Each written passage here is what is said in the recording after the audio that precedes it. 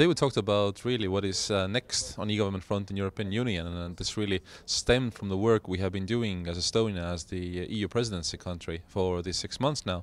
And this is really to say that we have brought e-government to the, let's say, forefront of digital discussions and policy debates. And we had a few weeks ago in Tallinn all the European Union e-government ministers together, and we agreed on a declaration about what will be the common objectives and lines of action that we will take jointly forward.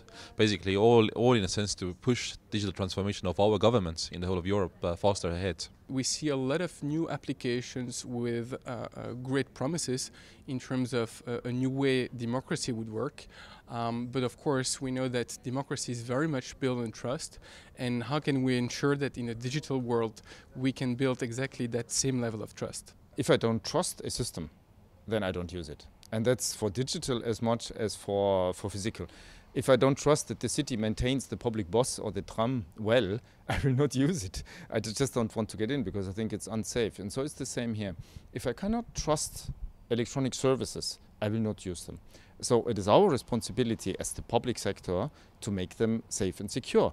But this is again something that every sector, every service has to do it for themselves, but within the respect of the common rules. I mean, we're trying to build up digital Europe in any case, and I mean, regardless of e-government, that has been, let's say, an overall goal that has been very firmly sort of said just in Tallinn, actually, by the heads of state and government who were there for Tallinn Digital Summit. I mean, clearly the whole discussion was, okay, European competitiveness is based on us being digital, right? In government, in economy, in all different aspects of life.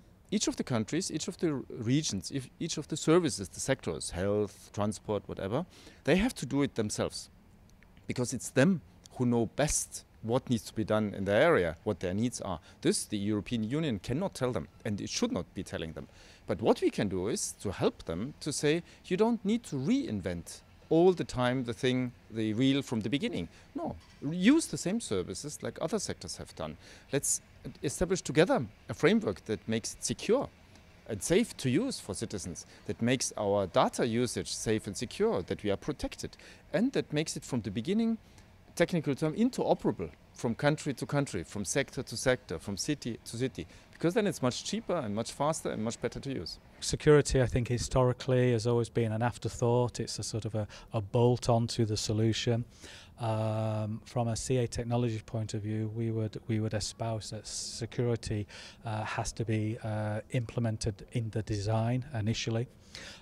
Security isn't one thing, it isn't a password, it isn't a certificate, it's a multifaceted onion skin approach to layering of security from the application, from the user, connecting into identity management layers, and really the whole end-to-end interaction of an application calling some data via an API has to be secured at multiple levels.